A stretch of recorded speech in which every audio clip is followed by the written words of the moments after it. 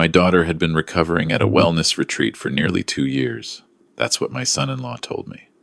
Marcus was always so composed when he explained it, almost rehearsed. But one Tuesday afternoon in my own bathroom, a plumber named Gary showed me a photo on his phone, and I saw my daughter's face looking back at me from a window reflection. She wasn't in California. She never had been. Before I tell you what happened next, I need to ask, where are you watching this from right now? And who in your life would you trust without question? The small town of Ashland, Oregon, had been my home for 31 years. At 64, I'd spent most of those years as a high school principal, learning to read people the way other men read weather. I knew when a student was lying, when a parent was deflecting, when something underneath the surface didn't line up with what was being presented on top. I thought that skill had served me well. I was wrong. My name is Walter Briggs. My wife Carol passed away 22 months ago after a 14-month battle with pancreatic cancer. 6 weeks after we buried her, my son-in-law Marcus called to tell me that our daughter Ellie had suffered what he carefully described as a serious psychological episode brought on by grief. He spoke in that measured, sympathetic tone he always used with me, the tone of a man who had already decided what you needed to hear. The doctors, he said, strongly recommended inpatient treatment at a private facility in Northern California. Something gentle, holistic, the kind of place that didn't use the word hospital. I asked to speak with her. Marcus said she wasn't accepting calls yet. Her doctors felt outside contact during the early stabilization period would interfere with her progress. I drove 4 hours to their house in Medford the following Saturday. Marcus met me at the door with a printed brochure and a cup of coffee. Ellie had already been transferred, he told me. She'd left 2 days before. He showed me the facility's website on his tablet, rolling hills, meditation gardens, testimonials from grateful families. I sat in my daughter's kitchen drinking coffee and staring at a screen, and I went home believing him. That was my first mistake. It would not be my last. For the months that followed, Marcus managed every piece of information that reached me. Monthly updates delivered over the phone, always brief, always optimistic. She's responding well. She had a difficult week, but the team is encouraged. The doctors feel she's close to a turning point. He sent me 2 letters, he said, were from her typed, which surprised me, since Ellie had always written by hand, the same looping cursive Carol had taught her. When I mentioned this, Marcus explained that her fine motor coordination had been affected by one of her medications. He had an answer for everything. I told myself it made sense. Carol's death had leveled me. It stood to reason it had leveled our daughter worse. Ellie had always been the more sensitive of the 2 of us, the one who felt things deeply and held them close. I told myself that. I told the neighbors that. I told our pastor that. I repeated it until it had the smooth, worn shape of a thing believed. Then Gary Heston came to fix my bathroom faucet. Gary had been my plumber for 11 years. He was the kind of man who talked the entire time he worked about his truck, about his fantasy football league, about whatever job he'd come from most recently. I usually let his words wash over me while I made coffee or grated whatever I'd brought home out of habit. That Tuesday I was sitting at the kitchen table sorting through Carol's old recipe cards, something I'd been putting off for months, when Gary called out from the hallway. "Hey, Walter, you ever been up to that fancy retreat outside Medford, the Clearwater place?" I set down the recipe card. "Can't say I have. Why?" "Did a job there last week, replacing some commercial fixtures in one of their guest cottages. Nice property. I got a few shots of the work for my portfolio. You know how I do." He appeared in the doorway, holding out his phone. "Look at this tile work they had in there. Custom. Whoever built that place had money to burn." I took the phone out of courtesy. The first photo was a close-up of the tile floor, gray and white geometric. The second was a wider shot showing the installed fixture, the wall, the window behind it. Gray afternoon light came through the glass, and in the lower corner of the window, caught in the reflection the way a mirror catches a face passing in another room, was my daughter. She was thinner than I remembered. Her hair was pulled back tight. She was standing outside the window in what looked like a courtyard, wearing a pale blue top I didn't recognize. She wasn't looking at the camera.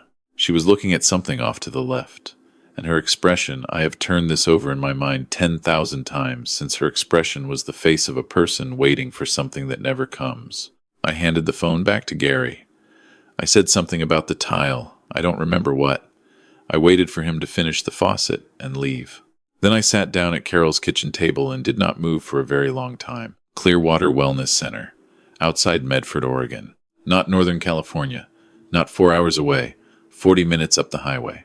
I went to my bedroom and pulled open the nightstand drawer on Carol's side. 3 weeks before she died, she had pressed a small folded piece of paper into my hand and told me to put it somewhere I wouldn't lose it. She said it was nothing urgent, just a number for our old family attorney, Dennis Park. She said sometimes she worried about things she couldn't quite name, and she wanted me to have it just in case. I had kissed her forehead and put it in the drawer and tried not to think about what it meant that she felt the need to say it at all. I unfolded the paper. Dennis Park's number. Beneath it, in Carol's handwriting, 4 words. Don't let him win. I called Dennis the next morning. He listened to everything without interrupting. When I finished, he was quiet for a moment. Then he said, "Walter, what I'm about to tell you may be hard to hear, but I need you to understand it clearly before we do anything else." 3 years ago, before Carol's diagnosis, Ellie had come to him privately. She had questions about protecting her inheritance, a trust Carol had established decades earlier in the event that her marriage ended or her circumstances changed significantly. Dennis had advised her on the structure. The trust was solid, he said. It was designed specifically so that a spouse could not access the principal without Ellie's direct, voluntary signature on a series of notarized documents. "Marcus has been calling my office," Dennis said, 3 times in the past 8 months. Asking about the trust, asking whether a legal guardian could sign on behalf of a beneficiary. I told him he'd need to speak with Ellie directly, and he stopped calling. "Is he her legal guardian?" Dennis's pause told me everything before he spoke. "That's what I need to find out." It took him 4 days. Marcus had petitioned for emergency guardianship 6 weeks after Carol's funeral, citing Ellie's psychiatric crisis and her inability to manage her own affairs. The petition had been granted without a contested hearing.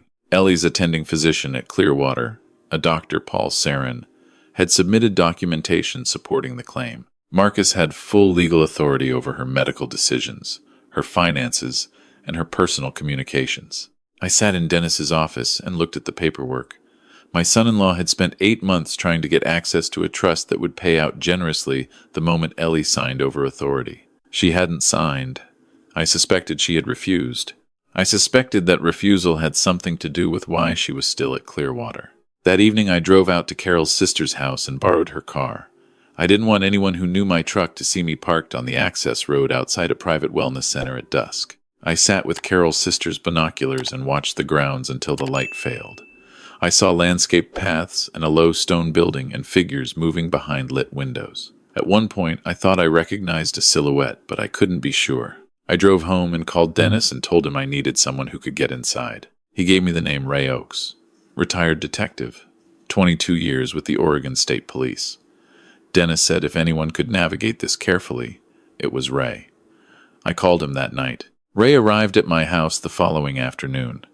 He was in his late 50s, quiet, the way men who've worked serious cases tend to be quiet economically, without drama. He reviewed everything, Gary's photograph, the guardianship papers, the timeline, the letters Marcus had sent me that were supposed to be from Ellie. "The letters are typed," Ray said, holding them up. "No personal details, no references to specific shared memories, no humor. Your daughter's sense of humor, what was it like?" I almost smiled. She used to sign birthday cards with a drawing of a penguin since she was about 7 years old. She said penguins were the most sincere animal. Ray set the letters down. "No penguin. No penguin." He told me he would approach Clearwater as a prospective client's family member gathering information. He had done it before at facilities under investigation. He would try to make contact with staff. He needed 2 weeks. He asked me not to visit the facility myself, not to contact Marcus beyond our normal schedule, and not to tell the grandchildren anything yet. Sophie and Tyler were staying with me 3 afternoons a week, the arrangement Marcus had maintained since Ellie's episode. They were 9 and 7. Sophie had her mother's dark eyes and her mother's way of going quiet when something troubled her. Tyler was loud and affectionate and still slept with a stuffed rabbit he'd named Gerald. I picked them up from school on Wednesdays and Fridays and fed them dinner and helped them with homework and watched them carefully for signs of what they knew and what they were being told. One Wednesday, Sophie sat beside me at the kitchen table while Tyler watched television in the other room. She was supposed to be doing long division. She had not moved her pencil in 10 minutes. Grandpa. Yes, sweetheart. Daddy said Mommy might come home for Christmas this year. I set down my coffee mug. Did he say that recently? Last week. She looked at her worksheet. He says it every few months. Then he says the doctors changed her timeline. She drew a small, careful circle in the margin of her paper, then another one next to it. I don't think she's coming home for Christmas. I reached over and covered her hand with mine. Your mother loves you more than anything in this world. Whatever is happening, that has not changed for 1 second. Sophie looked at me with eyes that were too steady for a 9-year-old. Do you know where she is, Grandpa? I'm working on it, I said. I promise you, I am working on it. She turned back to her worksheet. In the margin, beside her 2 circles, she had drawn a small penguin. I excused myself and walked to the back porch and stood in the cold until I could breathe normally again. 11 days after our first meeting, Ray called at 7 in the morning. I found someone, he said. She'll talk, but not on record.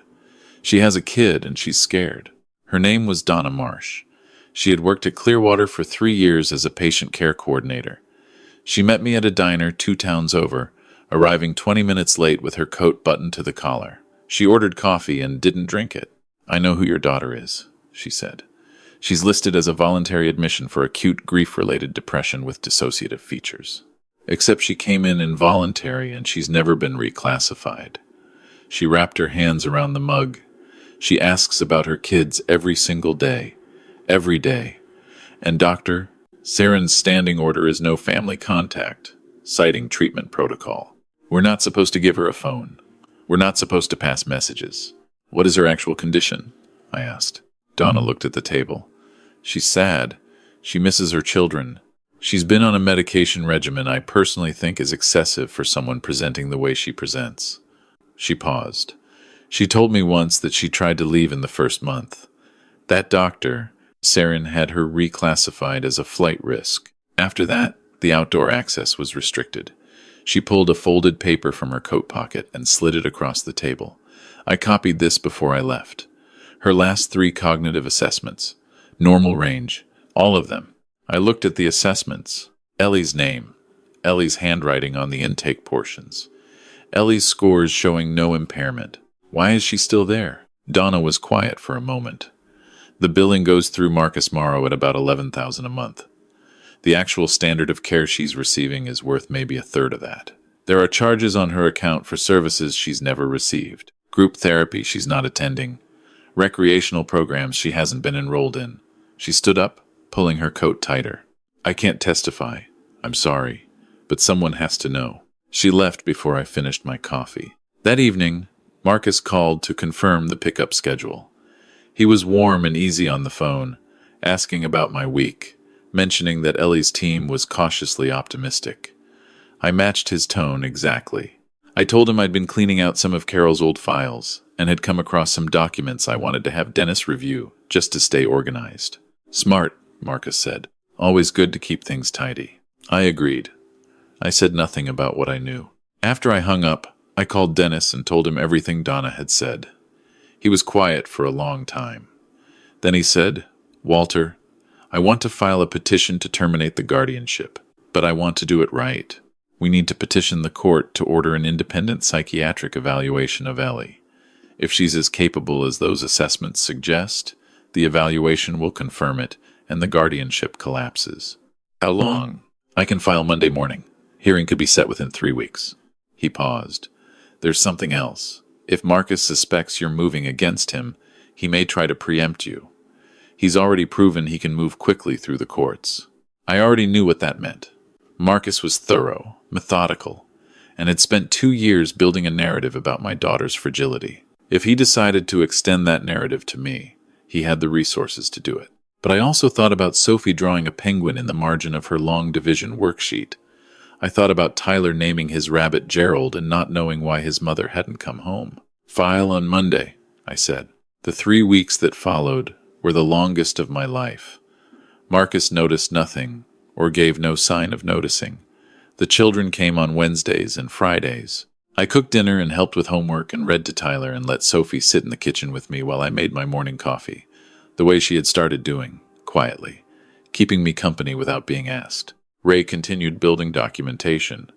Donna had given us the assessments, but Dennis needed something that couldn't be dismissed as in disgruntled employees' copies. Ray spent 5 days cross-referencing billing records against Oregon State Care licensing requirements and found 17 documented discrepancies in Clearwater's publicly filed reports. He found that Dr. Paul Sarin had previously worked at 2 other private facilities that had subsequently been investigated by the state licensing board, both cases settled quietly. He found that Marcus had opened a joint account with Ellie's name on it 11 months into her stay, using his guardianship authority, and had been making regular transfers from her personal savings. He found that Ellie had written 4 formal requests to speak with an independent attorney.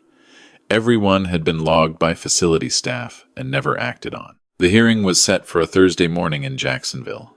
I drove alone, leaving before sunrise. The courthouse was gray stone, the kind of building designed to remind you that the weight of judgment was serious business. Dennis was already there when I arrived, folders arranged on the table in front of him, a calm I had learned to read as controlled urgency. Marcus arrived 8 minutes later, with 2 attorneys.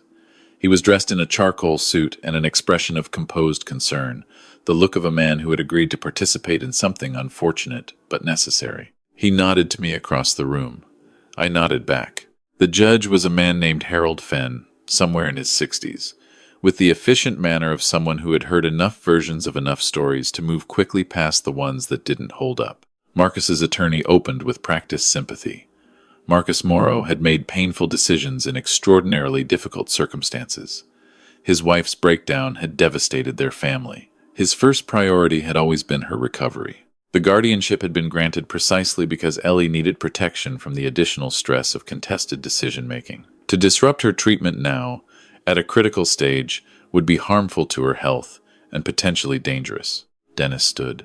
Your Honor, Elena Briggs Morrow is fully capable of speaking for herself. The guardianship was obtained using a diagnosis that her own facility's assessments contradict. We are asking the court to order an independent psychiatric evaluation before any other determination is made. Objection. Marcus's attorney was on her feet. An independent evaluation would require relocating Mrs. Morrow, which her care team considers inadvisable. Judge Fenn looked at her over his glasses. Miss Okafor, if Mrs. Morrow is as impaired as the guardianship filing suggests, an evaluation will confirm it and we'll all go home with the current arrangement intact. If she isn't, then we have a significant problem. He looked at his clerk.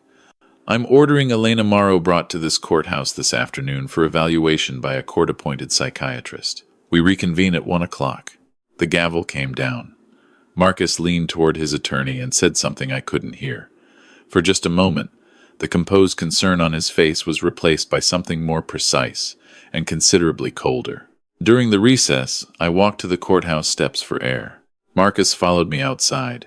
He stood beside me and looked out at the parking lot and spoke in the reasonable, measured tone he used for everything. Walter, I understand why you did this. You miss her. That's natural. But you have to trust that the people who see her every day understand her condition better than we can from the outside. I'm sure the evaluation will clear everything up, I said. He was quiet for a moment. You know what the tragedy is? Ellie could have come home 6 months ago if she'd just cooperated with the process. Signed what needed to be signed. The trust, the property transfer, the accounts. It would have simplified everything. Instead, he stopped. Started again. Carol built that trust to protect the family. What I'm trying to do is exactly that. Protect the family. By keeping her there, by making sure that when she comes home, there's something left to come home to. These decisions aren't made lightly. I looked at him. Marcus, just so I understand, are you saying that Ellie's continued stay at Clearwater is connected to whether or not she signs the trust documents? He caught himself, a small adjustment behind his eyes. That's not what I said. I want to make sure I understood you correctly. I said the process needs to be completed. For the family's protection. He went back inside. I stood on the steps for another minute. Then I reached into my coat pocket and confirmed what I already knew, that Ray, who had been standing 12 feet to my left during the entire conversation, had been recording on his phone under Oregon's one-party consent law, as we had arranged the night before. At 1 o'clock, the courtroom doors opened, and my daughter walked in. She was escorted by a facility staff member, but she walked on her own, and she walked with her spine straight and her chin up, the walk of a woman who had been waiting for a door to open and was not going to hesitate when it finally did. She was thinner than I remembered. There were lines around her eyes that hadn't been there before. But when her gaze found mine across the courtroom, I saw my daughter clear and present and entirely herself. She sat down across from the court-appointed psychiatrist, Dr. Ann Whitfield, a woman with close-cropped hair and a direct manner. The evaluation took 40 minutes. Judge Fenn permitted it in the courtroom rather than in chambers. I watched my daughter answer questions in complete, articulate sentences. I watched her describe her circumstances with precision and emotional control. I watched Dr. Whitfield's expression move from neutral professional attention to something more deliberate. When Dr. Whitfield addressed the judge, her voice was steady. "Your Honor, Mrs. Morrow is fully oriented, cognitively intact, emotionally appropriate to her circumstances, and demonstrates no features consistent with the diagnosis listed in her guardianship filing. She understands her situation completely. In my professional opinion, there is no medical basis for continued guardianship or continued inpatient placement." Marcus's attorney began to object. Judge Fenn raised one hand without looking at her. "Mrs. Morrow," the judge said, "do you wish to address the court?" Ellie stood. She smoothed her jacket with both hands, a gesture so familiar I felt it in my chest. "Yes, Your Honor. 2 years ago, I refused to sign documents that would have given my husband access to my mother's trust," we argued. "He told me that if I didn't cooperate, he would find another way to manage things. I didn't understand what he meant until I woke up at Clearwater 6 days later and found that he had petitioned for guardianship while I was in the acute grief unit at Rogue Valley Medical Center." Her voice was level. "I have asked to speak with an attorney 4 times. I have asked to call my father at least 30 times. I have asked to see my children." She paused. "No one brought my children to see me once in 22 months. I would like to go home." Dennis stood. "Your Honor, one final piece of evidence." He nodded to Ray, who stepped forward and handed a device to the clerk.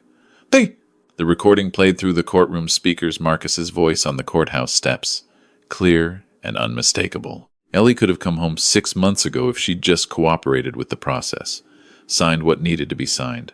The trust, the property transfer, the accounts. The room was very still. Judge Fenn's face had the quality of granite. "The guardianship of Elena Briggs Morrow is terminated effective immediately. Mr. Morrow's petition authority is revoked in full. Mrs. Morrow is discharged from Clearwater Wellness Center today." He set down his pen. "I am referring this matter to the District Attorney's Office for investigation into guardianship fraud, financial exploitation, and unlawful detention. Bailiff, please ensure Mr. Morrow remains available for service of process." He looked at the room one final time. "This court is adjourned." The gavel struck. Ellie turned and looked at me across the courtroom, and I crossed the room to my daughter and held her, while 22 months of separation collapsed into a single moment that I will not try to describe because there are no words adequate to it. That evening, Marcus was arrested at his home. Donna Marsh received immunity in exchange for testimony. Dr. Paul Saren's medical license was suspended pending investigation. The state licensing board opened a formal inquiry into Clearwater's practices. 12 other patients were identified whose guardianship filings showed similar patterns: families kept at a distance, signatures withheld, billing inflated, assets quietly redirected. 11 of those 12 came home. Marcus was ultimately convicted on 4 counts: guardianship fraud, financial exploitation of a protected person, unlawful use of a conservatorship, and conspiracy. 17 years. Dr. Saren received 8 years on conspiracy charges. Clearwater was shuttered within 60 days of the investigation's conclusion. A state task force was convened to review Oregon's emergency guardianship petition process, which had allowed a contested filing to proceed without a mandatory independent evaluation. That task force produced a report. That report produced a bill. The bill passed the following spring. It now requires in all emergency guardianship cases involving a spouse, that an independent psychiatric evaluation be completed before any petition is finalized. Several families testified at the hearing. Ellie was not among them. She was home, learning how to sleep in her own house again, relearning the ordinary rhythms of a life that had been taken from her, one quiet regulation at a time. Ellie moved back to Ashland 3 days after the hearing. The children came home a week later, after a series of family therapy sessions that the counselor said were important for establishing safety before reunion. The transition was not simple. Tyler pressed himself against his mother the moment he saw her, and did not let go for a very long time. Sophie stood back and studied her mother's face with those dark eyes, conducting some private assessment, and then nodded once and stepped forward to be held. The counselor told us this was normal. I told her I didn't care about normal, I cared about them. The hard work of rebuilding is not dramatic. There are no courtrooms in it. It happens in the kitchen at breakfast and in the car on the way to school, and at the dinner table when someone makes a joke that falls flat, and everyone laughs anyway, because laughing together is something that has to be practiced like a muscle that went unused. It happens when Sophie brings her math homework to her mother's chair instead of mine and doesn't explain why she's made the switch. It happens when Tyler stops sleeping with Gerald the rabbit, not because he's outgrown it, but because he no longer needs the substitute comfort. Gary Heston came back in the spring to repair a leaking outdoor spigot. I made him coffee and told him, in broad terms, what his photograph had set in motion. He sat at my kitchen table and stared at the table and shook his head slowly. "I almost didn't show you those pictures," he said. "I know. I was just making conversation. I almost just put the phone away." "I know," I said again. "I'm glad you didn't." Gary drank his coffee. He didn't say anything else about it. Some things don't require more words.